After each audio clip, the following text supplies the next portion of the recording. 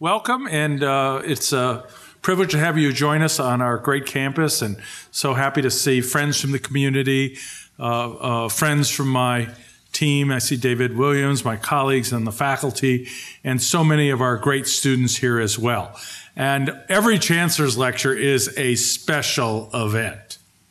I mean, this is a program that brings in, really people who are shaping the world and how we think about the world and how we learn as a great university to be moving ahead on that path of progress. Among the speakers we've had, it's like a who's who. So we are going to add even more luster and more stature to the Chancellor's Lecture because of Sheryll Cashin.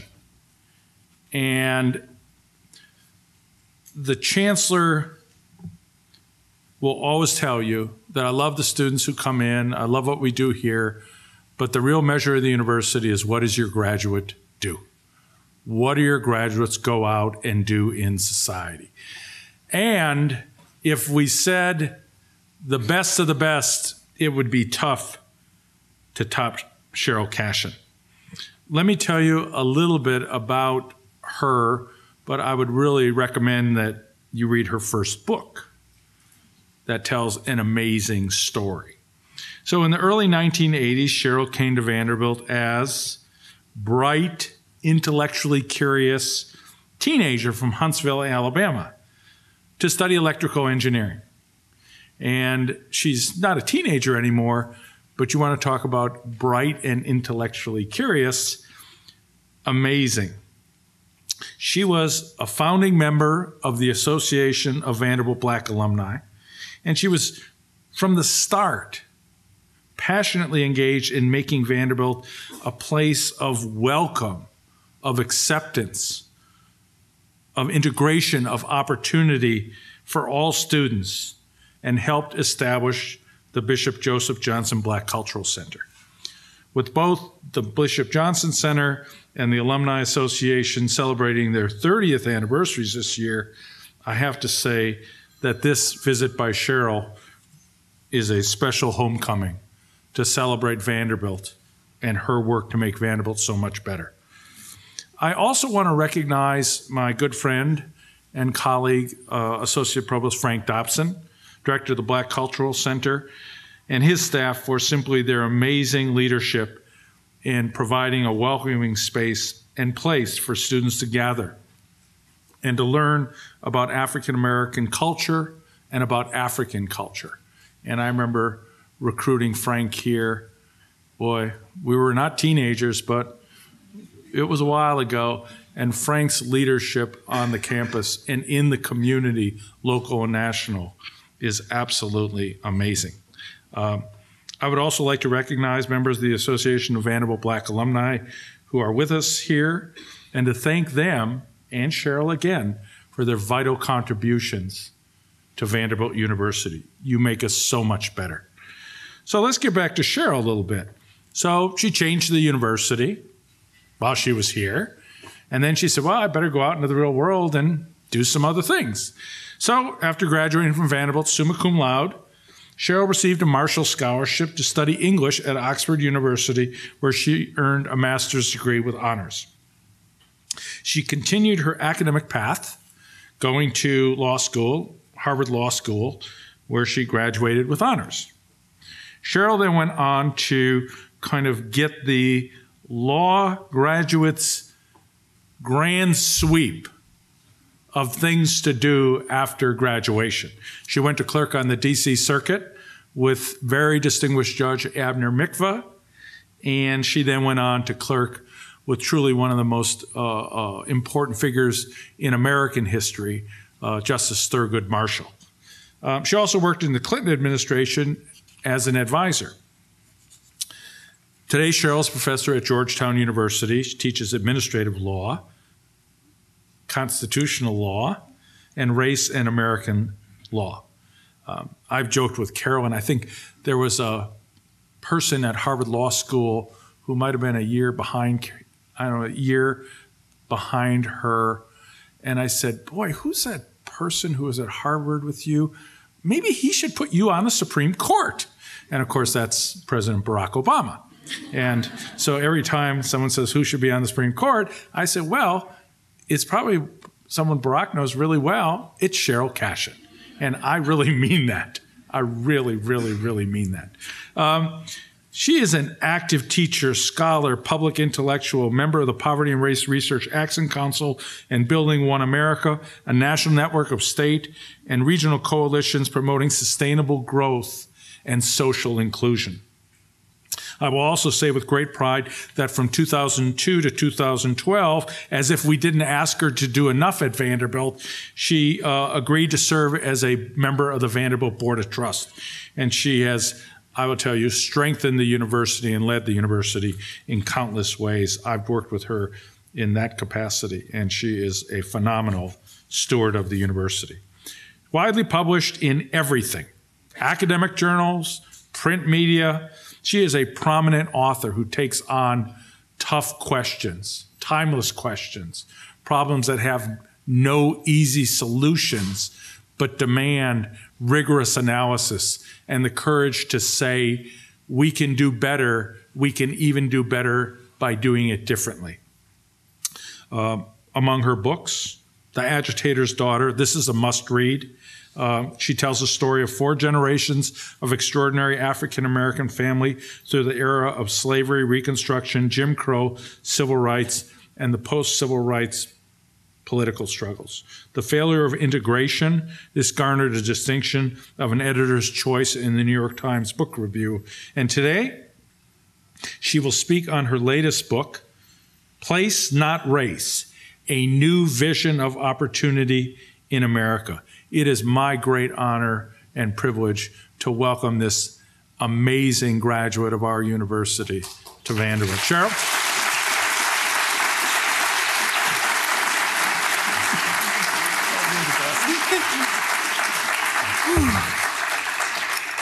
I think I'm going to cry.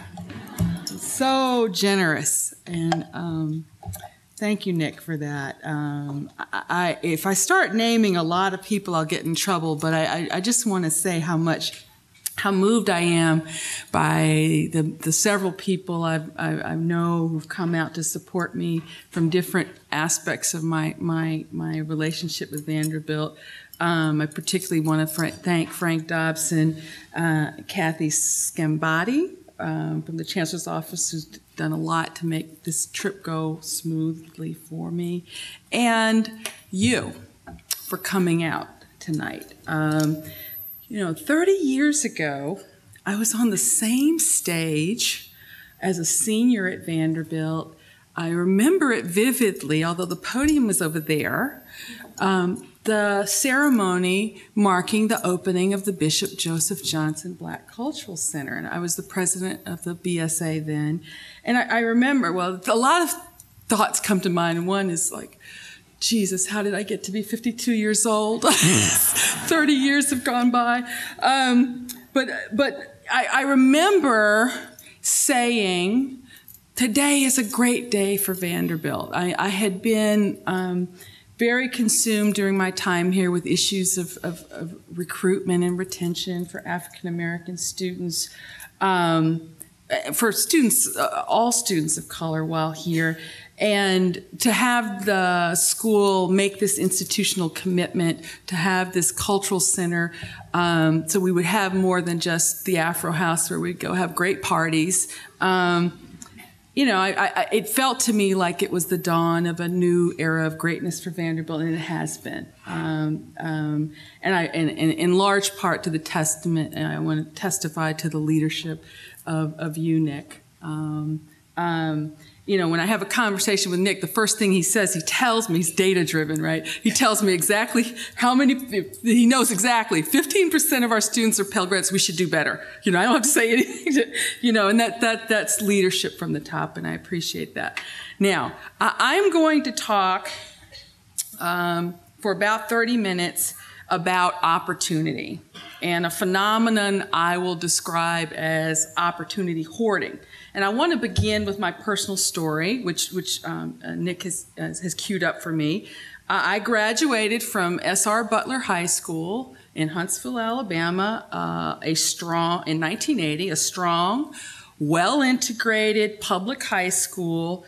And I happen to be fortunate. I feel fortunate to be middle-aged. I graduated in 1980, and that was the high water mark for school integration in the South, or school desegregation. From 1968 to 1980, the South was each passing year in that period they improved the numbers and integration. And 1980 was the high water mark. We went from almost 0 black kids in integrated schools to almost 43% in integrated schools. And the achievement gap was closing and nearly narrowed by 1980. And after 1980, the retreat started. So I went to high school, graduated from high school when America and the South was making good on the promise of Brown v. Board of Education. And my activist parents at the time were broke and couldn't afford a fancy private school or a fancy neighborhood. We lived in a sturdy, middle-class neighborhood, and I was fortunate that the neighborhood schools that I had available to me were quite good. They enabled me, I was the co-valedictorian of my class, to be accepted at Princeton, which we just talked about, which, to be honest, back then, Princeton was my dream school. That's the school I wanted to go to. I applied to Vanderbilt mainly because it was the best school in my orbit. I didn't know anybody who'd been to Vanderbilt. I didn't step foot on the campus before applying. I just did research and found out about this. It was the best school in the area. And the first time I stepped foot on this campus was when I was invited to interview for a Harold Sterling Vanderbilt scholarship. And when I was offered that scholarship, it really got my attention. You know, what did Princeton offer me? It seems quaint, but they offered me loans, and it's hard to imagine now, but I was intimidated by the fact that I was going to have to take on $4,000 a year in loans, right? Seems quaint now, but that intimidated me. So Vanderbilt became the school of my dreams and my financial parent, and it changed my life. And whenever Vanderbilt asks me to do anything, I say yes because of that opportunity it gave me. Now, my trajectory to go from a strong but not stratospheric public high school in Huntsville, Alabama to Vanderbilt is more improbable today, right? Today, a valedictorian from Butler High School would not likely get much notice from any elite institution because Butler and the neighborhood that surrounds it has gone from being an integrated, middle-class place to a heavily black and poor place. And in fact, today, only 42% of all Americans live in a middle-class neighborhood. And that's down from 65% in 1970. Why is that? Because of the increasing separation of the affluent from everybody else. A separation of the affluent and the highly educated from everybody else. And as you all know, where you live often determines definitively whether you will have access to highly selective K through 12 education, which in turn heavily influences whether you'll have access to selective higher education. And I set out to illuminate that phenomenon in this book. Now I have a map. Lights on? I have a map to illuminate this. Now, let me tell you what you're seeing, right? This map, which comes from census data, shows the percentage of people 25 years and older who have completed a bachelor's degree or more. Now, I'm going to zoom in on a state called Tennessee. If I do this correctly, I don't usually do visuals. You see that? Okay, let me show you. So the dark red, 40% or more of the population has a college degree. One county in Tennessee means that. What county is that? Williamson? Not Davidson? Okay, so you guys know. You're here, right? One county in the state, right? Now, there are only 17 counties in the entire United States where more than half of the population has a college degree. And these are counties that college recruiters flock to. You may be able to guess some of them. Marin County, north of San Francisco. Orange County, near the Research Triangle in North Carolina. Affluent suburbs around Washington and New York. But in the vast majority of counties, I'll zoom back out. There you go. In the vast majority of counties, look at the pale areas. Most of the areas on that map are pale. College graduates are a small minority. College graduates used to be more evenly distributed, but segregation between college graduates and high school graduates has nearly tripled since 1940, right? Highly educated people are drawn to metro centers where other people like themselves live, and within the metropolis, they tend to gravitate to neighborhoods with their own kind. And this is a phenomenon that transcends race. College graduates living in America's most highly educated metro centers are actually more residentially isolated than African Americans. And this concentration of human capital in some places and not others has serious consequences for children. Some kids, like mine, grow up in environments that are chock full of lawyers, doctors, World Bank economists, prize-winning journalists. You know, the list goes on and the networks are deep. I recently took on my niece, who grew up in Fayetteville, Tennessee, went to Lincoln County High School, and she graduated in 2010 and really wasn't doing much of anything. And me and my husband took her on. And just taking her from Fayetteville and putting her down in my universe has changed her world. And also her aunt, you know, I can with a phone call get her internships. And I've gotten her 3 great internships, and I'm not done yet, you know, but she's at UMBC now, and you know, she's struggling, but she's doing much better. But this intellectual density that you see in the red places raises expectations for the young people who are fortunate to be there. It provides a steady flow of shared wisdom about what it takes to get into a great college. It's great if you live there. But the problem is that as educational elites congregate in their own universes, the standards and networks for entry into the leadership class becomes more foreign and less obtainable for those who live elsewhere. I'm reminded of the comment of a dean from a prestigious law school that will remain nameless, but she recently said this, you know, those, I'm quoting her, those that are afforded selective K through 12 education enter elite colleges and become leaders, and everybody else gets to watch it on television. Sorry here. Now, I'm going to add a little more complexity to the picture.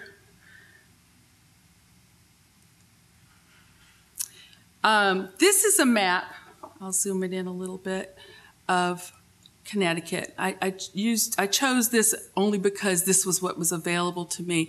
This is a map that takes data about educational opportunity and maps it. And you know, there are 4, I'll zoom in on this so you can see it. The palest is very low opportunity, moderate opportunity, high opportunity, and very high opportunity. The dark green is very high opportunity, and this was done by the Kirwan Center at Ohio State on behalf of a fair housing organization. But they used indicia, evidence that's out there, the percentage of the population with a college degree. This is how they decided what was high or low opportunity. They took the percentage of people with a college degree, the student poverty rate, math and reading scores for neighborhood schools, the student-teacher ratio, and the percentage of highly qualified teachers, and mapped geographically high and low opportunity places. They also, you see these little tiny green dots? One of those little dots is 500 non-white people. All right? So I'm bringing in race into the conversation now. All right? Look at where the dots are concentrated, right? The concentrations of non-white people are nowhere near the very high opportunity places, right? Now, I'm going to summarize some of the trends around place for you that I think are reflected in this map. First, clearly, racial segregation persists, no question about it. However, this is a snapshot, and this is from 2009, I think. It's from the 2000s. Racial segregation persists, but with each passing decade, we get slow glacial improvement. I don't want to overstate that, but it used to be worse than this, okay? As I said, only 42% of all Americans live in a middle-class neighborhood, but the number is worse. For African-American children, only 29% of African-American children live in a middle-class neighborhood. A lot of them are concentrated in places, you know, in Connecticut, like New Haven, Hartford. And I'm going to repeat that. Only 29% of African-American children live in a middle-class neighborhood. And what does that mean? I'm not going to sugarcoat it, right? The majority of black children in this country don't get to live in a neighborhood where middle-class norms prevail, right? If you think about what it means in terms of the peers you have, the schools you have access to, whether you have access to grocery stores, whether you're exposed to violence, the average experience for African-American children, particularly African-American children in public school, is almost the opposite of the average experience for white and Asian children, right? White and Asian children, on average, are in places where the poverty rate is below 14%, right? That said, not all black children live in places like New Haven, and not all white children live in very high opportunity places. I'll zoom this out a little bit. You know, look at, I've never done this before, but here we go. Is that fun? Look at this place. It's pale, very low opportunity, not a non-white person in sight. Same here. Not very many non-white people over here. Not a non-white person in sight. Very low opportunity, right? This is what I mean by only 42% of Americans living in a middle-class neighborhood.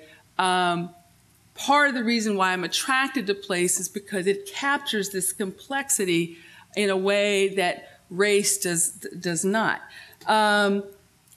While we're getting slow glacial improvement with racial segregation, you do have some success stories. Look at this county, which is fairly high opportunity and very integrated. And my poster child, which is obscured here, West Hartford.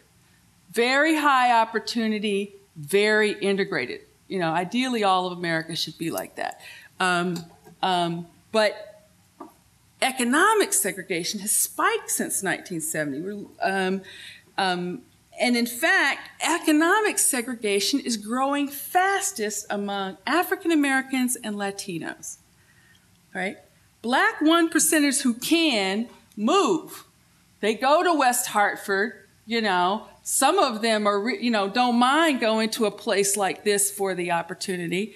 Those who can escape high concentrations of poverty do. Anybody who can escape does, which makes, and over time, that makes the high poverty places even worse, right? So my point is to underscore the complexity. Now I'm going to talk about the role of place in this phenomenon I call opportunity hoarding. Now, what is opportunity hoarding? It comes from the work of sociologist Charles Tilly. In-group sanctioned practices that have the effect of excluding out-groups. And the exclusion doesn't have to be intentional, right? But it happens. Sorry about that. Sociologist Douglas Massey has overlaid this analysis of opportunity hoarding, Charles Tilly's analysis of opportunity hoarding, with geography. And he argues that where social boundaries conform to geographic ones, I mean, think about this.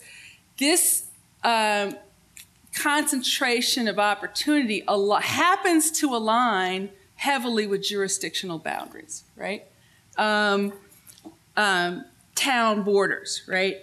Where social boundaries, class boundaries conform heavily to geographic ones, the processes of social stratification that come naturally to human beings become much more efficient and effective. And in plain English, place locks in advantages and disadvantages that are reinforced over time.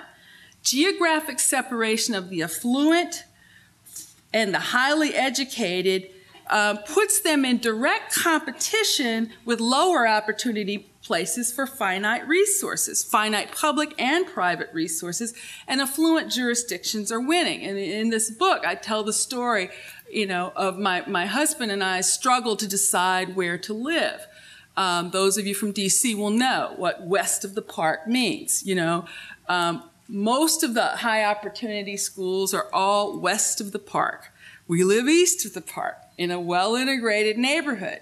And so we have this dilemma. Do we live where other people of color are? Or do we pay $300,000, $400,000, $500,000 more for a house to live west of the park where the high opportunity schools are? And my poor husband, I told him he had playground envy. And the west of the park had everything, all the best playgrounds west of the park, all the best schools west of the park. We would go to these open houses, and I featured this one school where, they had a renovation that was worthy of Architectural Digest with these unbelievable science labs. My husband would come home steaming. Our neighborhood school didn't have any of this. The Janey School had only 2% of the kids on free and reduced lunch. Our neighborhood school had 34% of the free and reduced lunch, and an infrastructure that was crumbling. And, no one consciously, this is a majority black, well, not majority black anymore, but, it was a town where African Americans have influence, serve, are the mayor, run the government in some ways, right? No one consciously said, hey, let's, have a public policy where we put more resources into the affluent neighborhoods, but that's what happens as a result of the concentration of motivated parents who know how to advocate for what they want. Now, so that's what I'm talking about opportunity hoarding. What did we end up doing? For a while, we went to private school, and then eventually we got into a wonderful public charter school, and it's a magnet program, an international baccalaureate Mandarin immersion school that gives exceptional quality to kids throughout the city, decoupled from where they live, right? And saved me $48,000 in tuition so that I could trade in my IKEA furniture for the furniture I deserved, right? Like, I'm tired of my kids taking my money, But it should not be this hard to be a parent, right? You should not have to shell out I mean, the people in my university are shelling out a lot more than I am. But anyway, beyond the opportunity hoarding that I'm talking about, rising geographic separation of the affluent also appears to contribute to rising inequality. A nationwide study by economists from Harvard and Berkeley found that upward mobility for poor children varied greatly across the U.S. depending on where they lived. Those who are fortunate to live in cities like Seattle, Salt Lake, Boston, that had a sizable middle class and enabled poor families to live among them, had much higher rates of mobility than children that lived in more segregated cities like Atlanta or Charlotte. I mean, it's a big difference. If you are poor, you would much rather live here or maybe here than clearly here. Makes a huge difference. Now, and by the way, in the Q&A, I can tell you about some of the policies that explain why West Hartford is the way it is.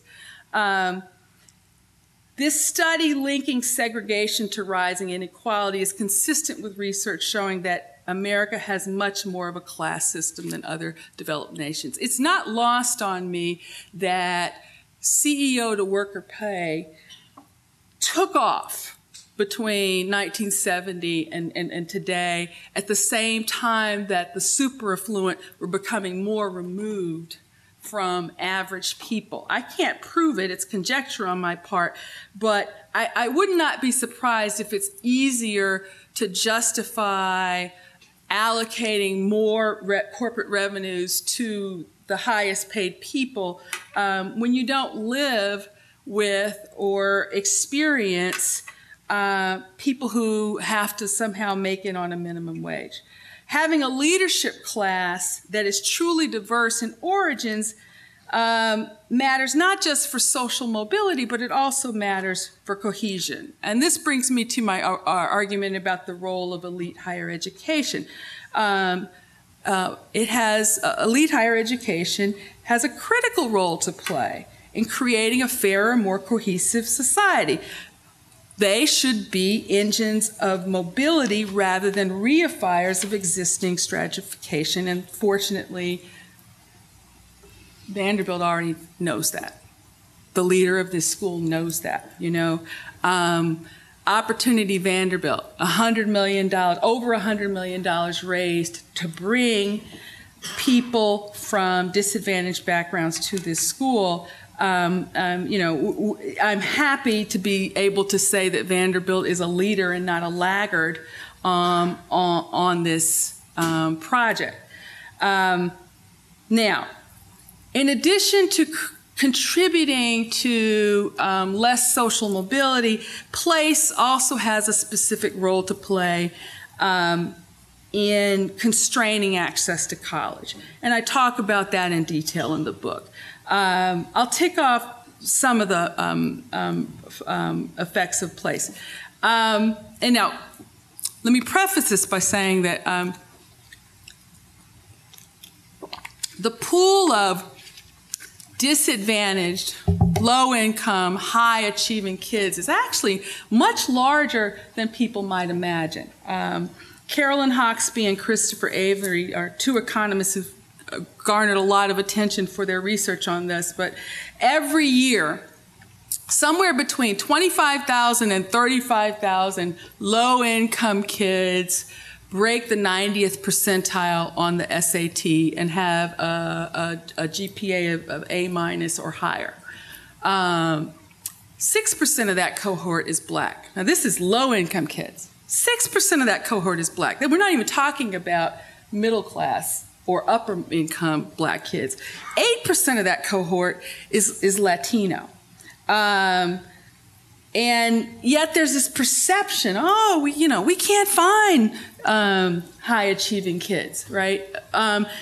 What's happening is elite higher education needs to do things differently to find and recruit these kids. If, for example, you buy the mailing list of the College Board and only get the mailing list for people who take the SAT, which some schools do, you miss everybody who only took the ACT, right? And the ACT happens to be dominant in regions of the country, the South and the Midwest, that for whatever reason produce more high-achieving, low-income kids.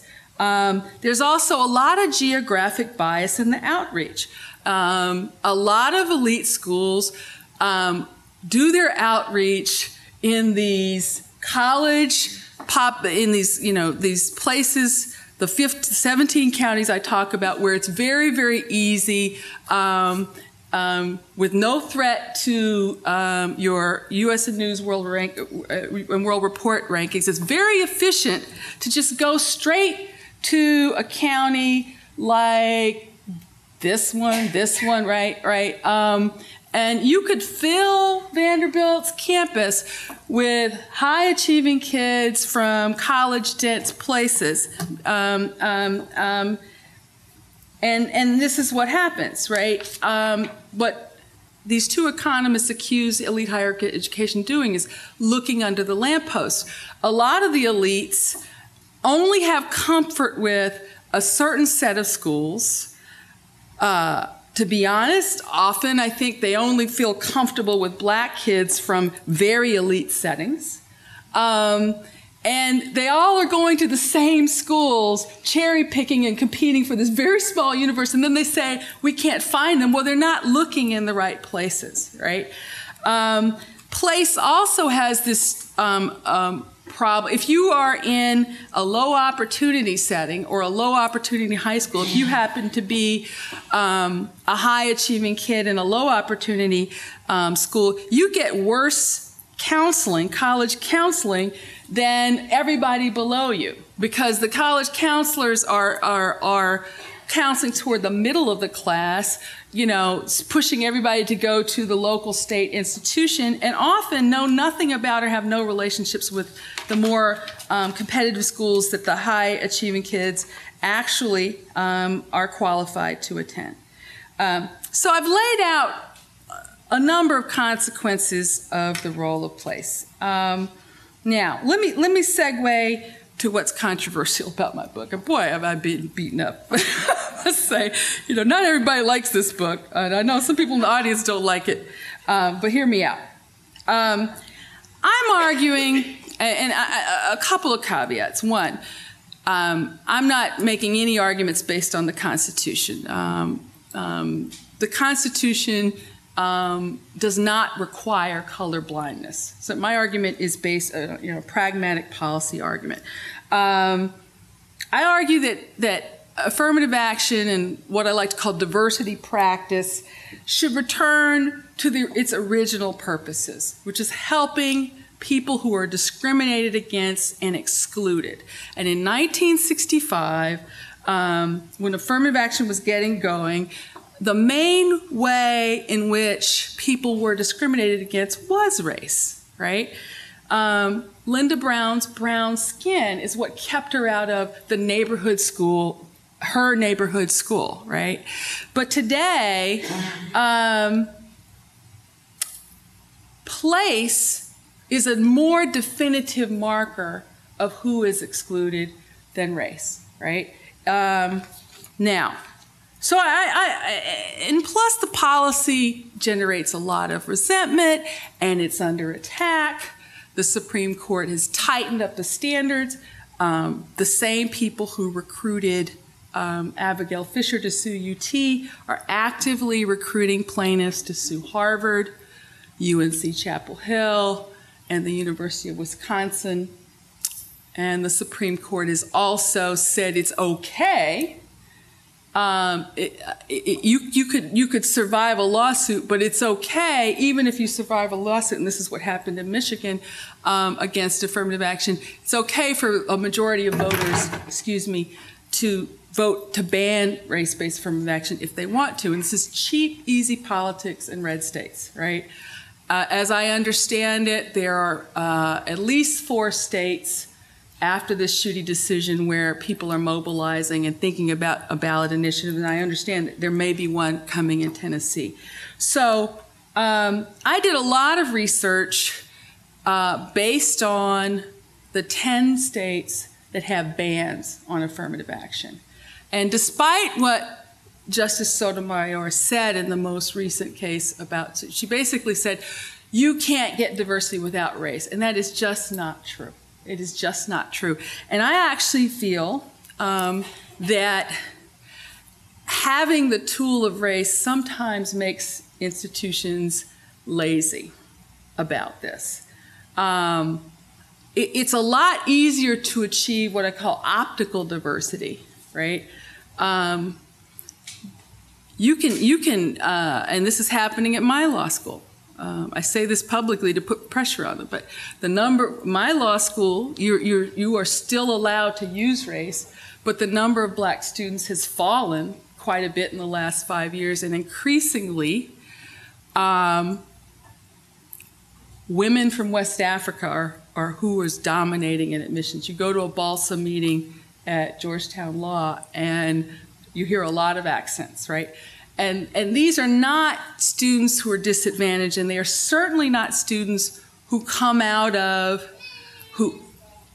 they're certainly not students who suffer the disadvantages of segregation, you know? And in fact, African immigrants, on average, live in much more integrated settings than African Americans, and they, on average, come from much more advantaged educational backgrounds, right? So because of all this, because there are tools that better help people who actually suffer segregation, and because there are more innovative ways to get diversity that are more unifying, I decided to have the courage of my convictions and lay out some possible reforms. And I'll summarize the reforms I recommend. And I should say, I actually believe that what I'm arguing for is much more radical than holding on to race-based affirmative action. I'm really arguing that the lessons of decades of affirmative action should now be applied to all students, to the entire process. And that we really need to interrogate what merit is. I'm arguing that the admissions process should be scrubbed of any practices that are exclusionary that aren't really tied to merit. And what is merit? I argue that merit should be tied to university mission. And it's interesting, most university mission statements are very similar. I went and read Vanderbilt's. I'm sure Nick knows this by heart, right?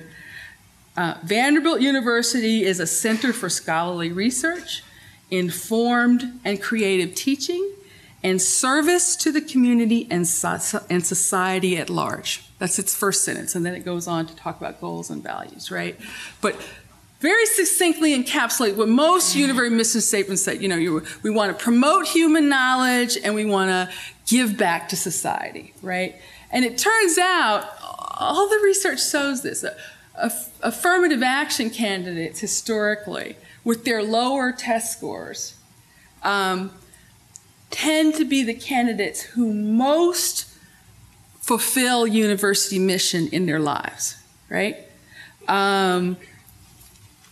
And so, in addition to thinking about that, the other thing is obviously students need to be able to do the work. Well, reading research, and there's a lot of research out there. What are the the strongest predictors of college success? The ability to do the work. There's contributing to the life of the university and its mission, but also the ability to do the work. The two strongest predictors of the ability to do the work at challenging schools are cumulative high school GPA, and the second one is the willingness to do the work and forego recreation. That grit, that stick-to-itness, which can be screened for. The SAT is nowhere to be found. I looked at this study that looked at 28 universities and the completion rates of students of all races. The SAT wasn't even the 5th or 6th most important factor And in fact, the thing that the SAT most predicts is the wealth of the grandparents. Tied most strongly to the wealth of the grandparents of the test taker. More strongly to that than IQ. So, I argue that, to summarize, I argue that we should have holistic admissions processes that look at candidates individually, comparing their performance to the resources they had available to them, that special consideration should be given to students from low opportunity settings. For example, I don't try to define it definitively, but a back of the envelope recommendation was if you come from a place where more than 20% of your neighbors or 20% of your high school peers are poor, that's low opportunity.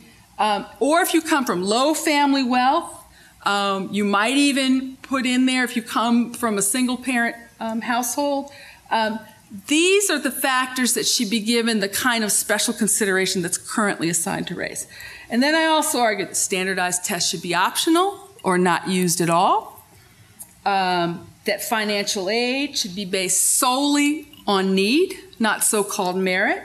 That legacy preferences should be abolished.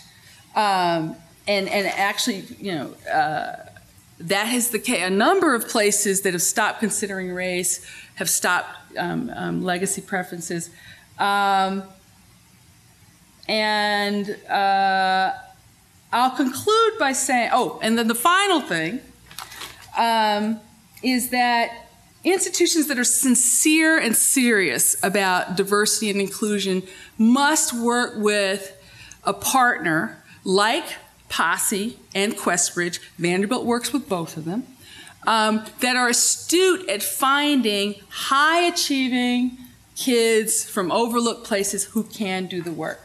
The Posse Foundation is more selective than Harvard.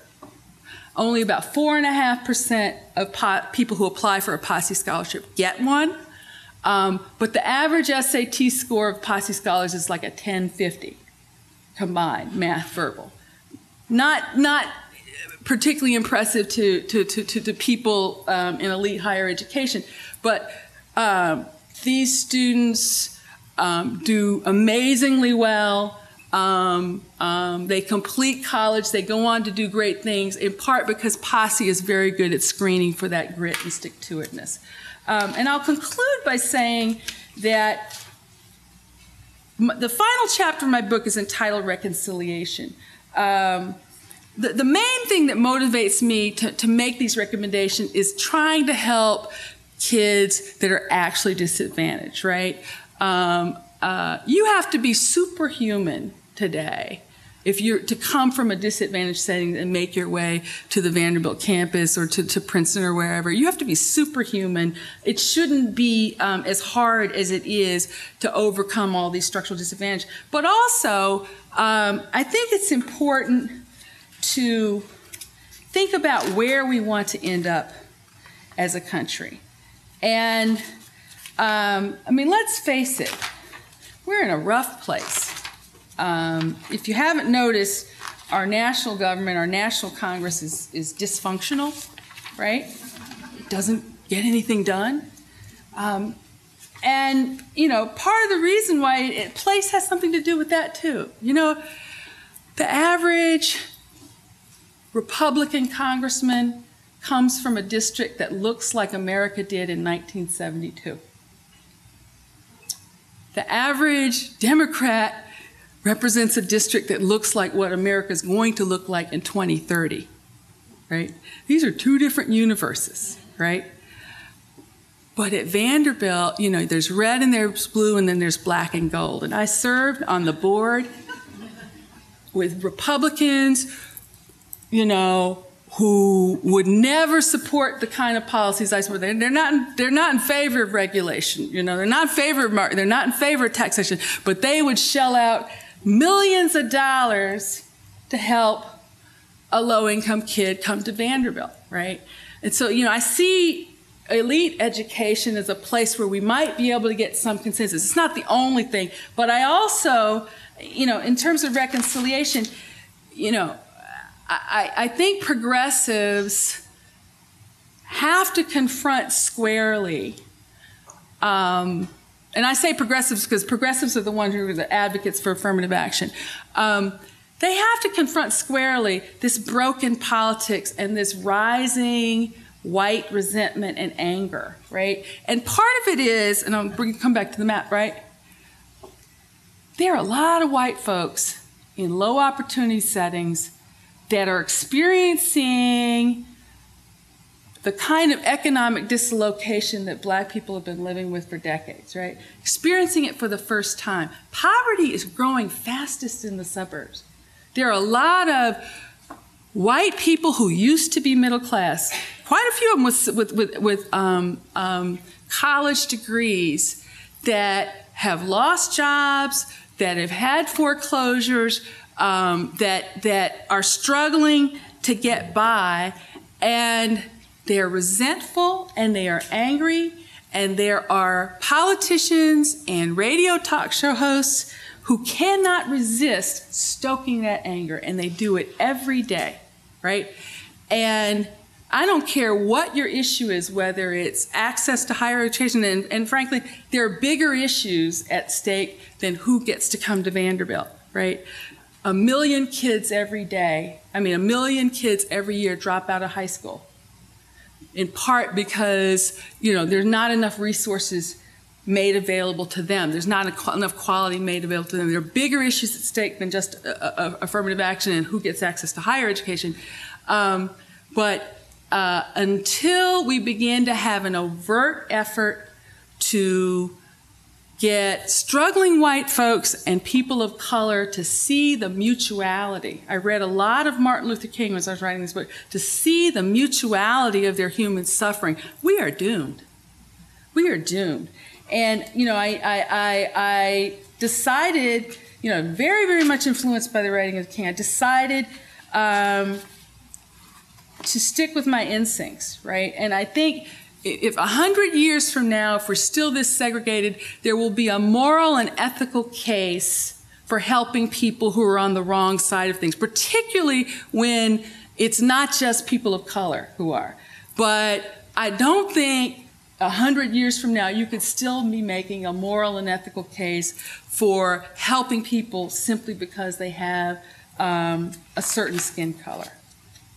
And with that, I think I will conclude and take questions.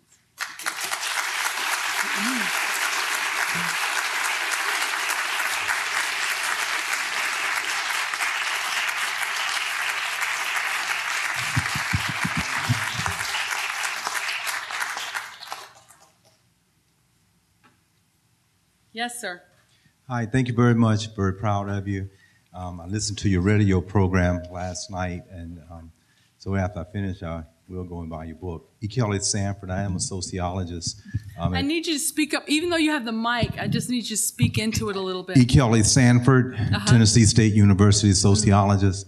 To pick up on your last statement about, and I'm one of those cultural critics that would feel very strongly that affirmative action, diversity in higher education is still very needed, and not to critique anything you said. I think what you've said is very wonderful, and it's very justified as far as your theoretical framework and looking at everything. But in your observations about those European Americans that live in isolated places and might feel a bit isolated themselves as far as economics and poverty is concerned, as Higginbotham at Harvard University would say, the race is still a fundamental part of social structures.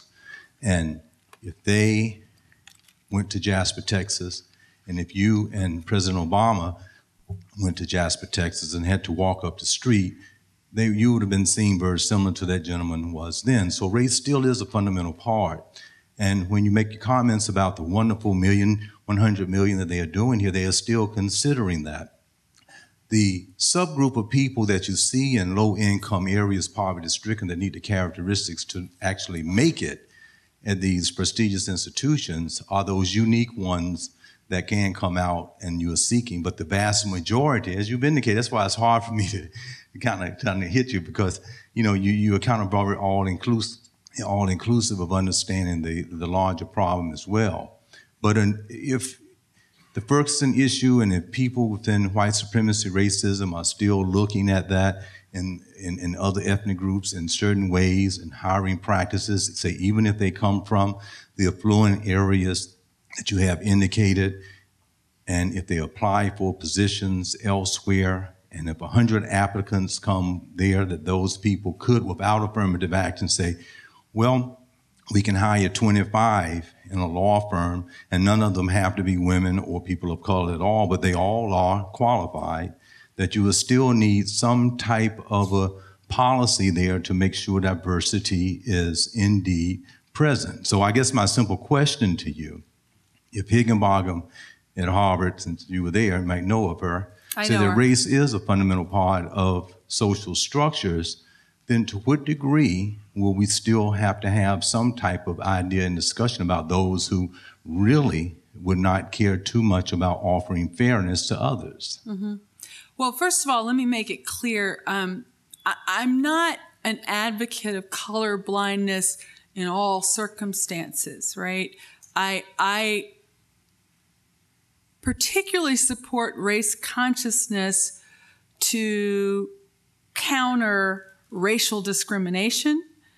If Vanderbilt has an immediate past history of racial exclusion, and we know 30, 40 years ago, then, or if a law firm has a history and a pattern of racial exclusion, then race consciousness is defensible, right? Race consciousness is particularly defensible with the criminal justice system, right?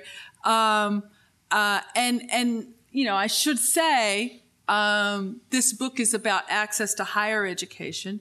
I mean, to undergraduate. I really haven't, I'm starting to examine law schools and things like that. I really haven't decided exactly what I think about law schools and graduate schools yet. But, my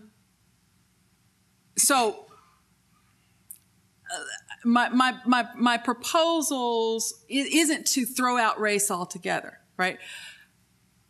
In my final chapter, I make it clear that if your goal is to change public policy and create more opportunity and more access, I'm really arguing for more care and intention in building alliances. And when it comes to access to college, I prefer strategies that encourage rather than discourage cross-racial alliances. And I cite the example of the coalition of strange bedfellows that created and supports the Texas 10% plan, right? Not the only thing that places should do, but the Texas 10% plan, which was created only after a temporary ban on using race in Texas, guarantees access to a public university to any student who graduates in the top 10% of their class, regardless of whether they go to a crappy school or a really good one, right? That policy has been an enormous public policy success. UT doesn't like it, but it has dramatically widened the pipeline to public education to higher education in that state. It has dramatically raised the college-going behavior of even students who are not in the top 10%.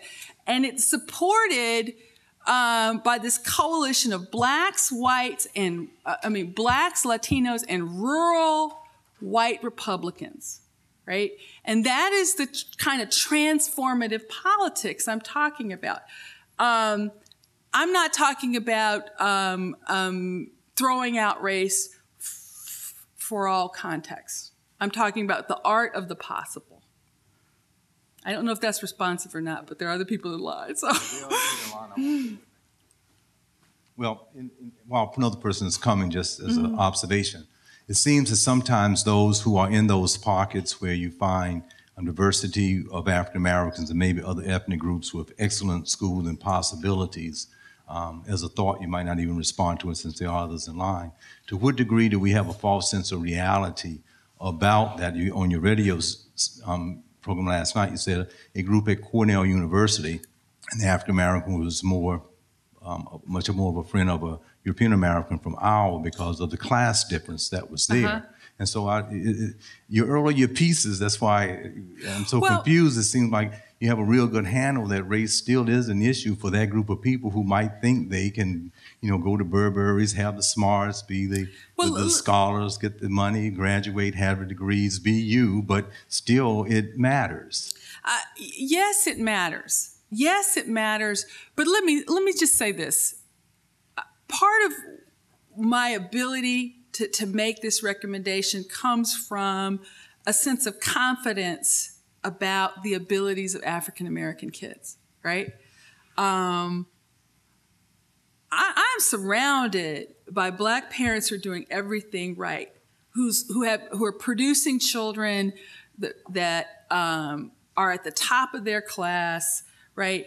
And I'm sorry, I'm uncomfortable with the idea that my kids, who have two parents with 6 degrees between them, and a lot of money, and have had every single advantage, every single cognitive function is covered, and they are doing well. They're speaking Mandarin and Spanish. They are at the top of their class. And really, are you really saying that my kid deserves some special consideration over a struggling kid of whatever color that comes from and has to overcome structural disadvantage, right?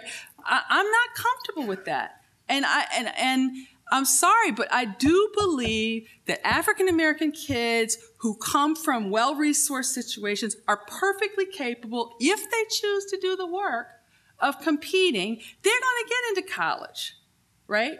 But I was raised to care about other people's children.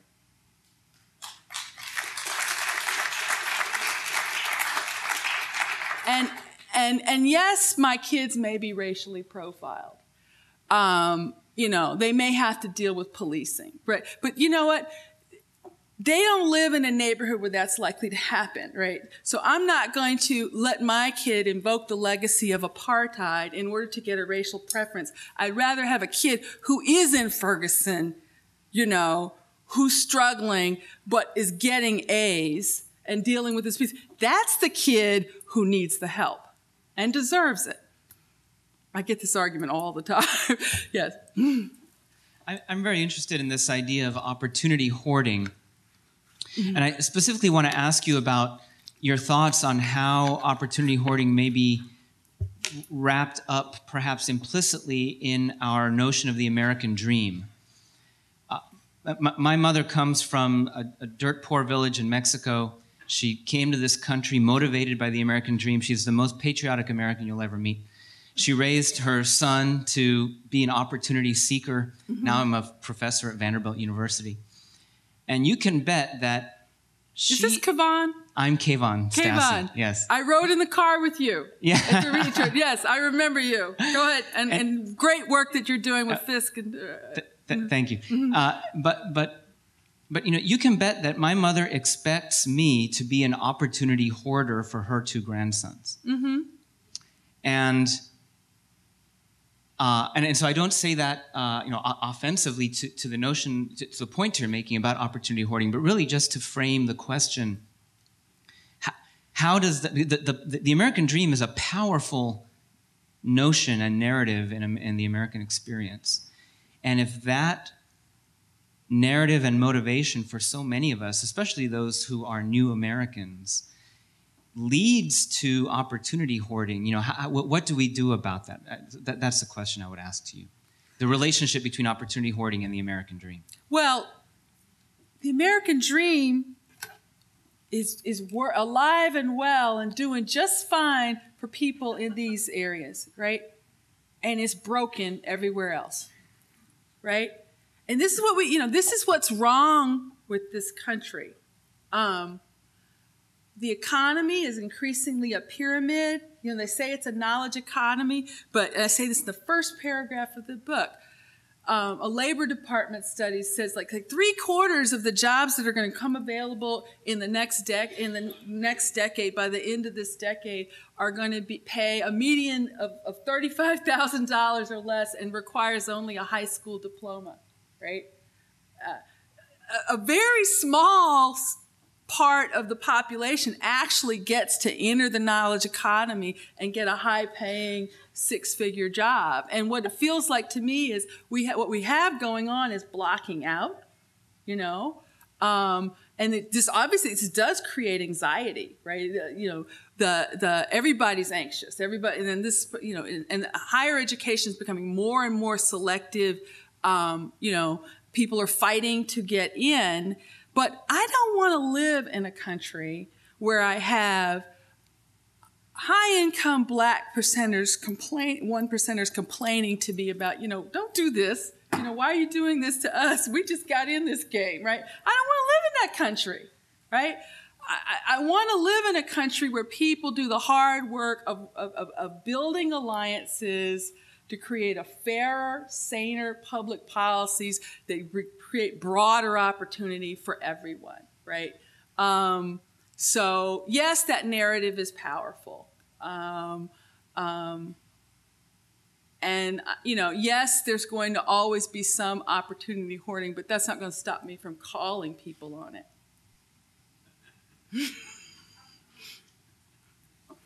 I'm waiting for the day when a CEO says, you know what, I made enough money last year. I'm going to take a salary of $1 this year and assign my salary to the lowest paid people in my company.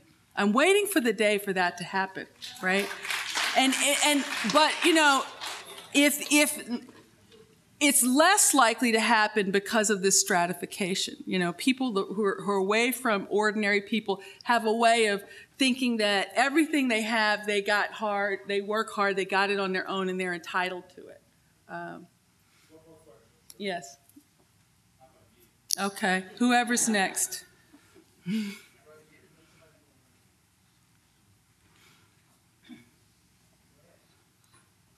I've recently looked at the admissions requirements of three schools that are near to my heart, namely Bucknell in Pennsylvania, Carnegie Mellon in Pennsylvania, and Vanderbilt.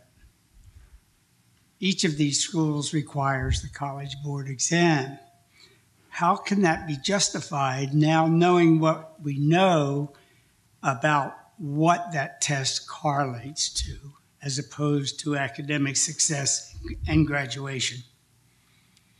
Well, I don't think it can be justified. And this is why I call on universities to at least make it optional, right?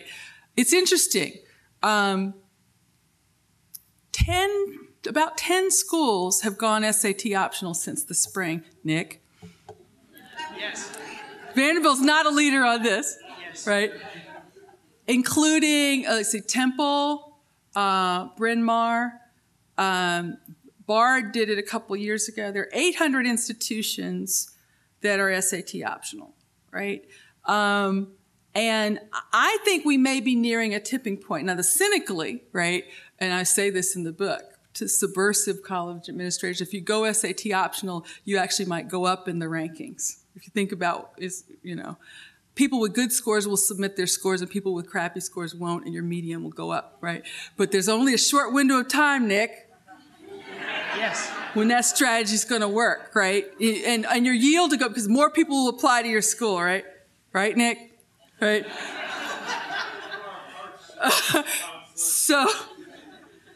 But I think we're reaching a tipping point. There's been a lot of discussion about the unfairness of the SAT. Plus, apart from just the unfairness of it, in terms of if your parents can afford to pay for a private coach, $6,000 for a private coach, you'll do better. But also, we're making young people miserable, right?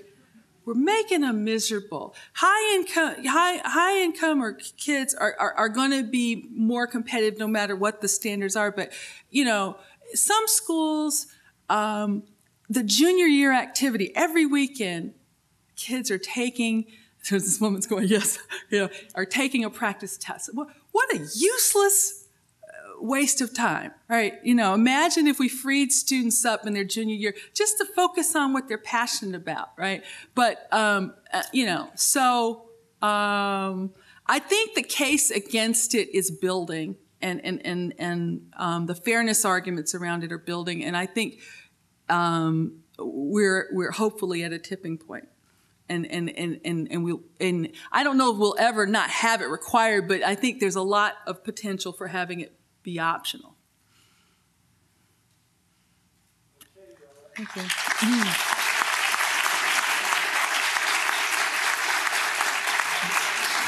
Thank you so much. Thank you. Thank you. Thank you.